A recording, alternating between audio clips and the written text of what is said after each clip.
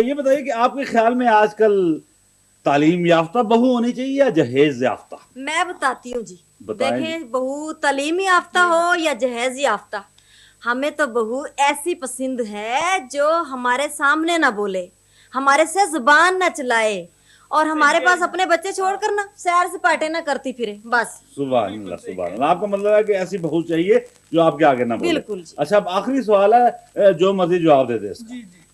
یہ بتائیں کہ اگر بہو پڑھی لکھی ہو تو کیا اسے ملازمت کرنی چاہیے یا نہیں؟ نہ جی نہ، توبہ کرو جی، توبہ کرو جی۔ ملازمت تو کر نہیں کے کرنی آئے۔ چاہیے، لیکن اگر بہو اپنی تنخواہ ساس کو دے نا تو پھر کر لینی چاہیے۔ ہاں پھر تو ٹھیک ہے۔ ایک منٹ، یہ کیوں آپ نے یہ کیوں کہا؟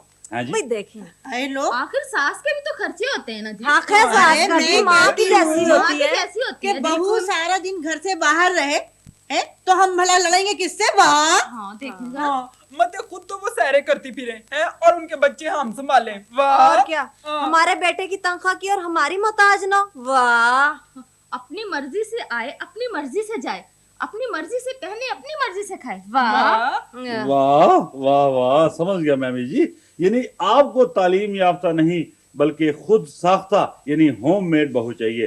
اجازت چاہتا ہوں، اللہ ہی حافظ۔ واہ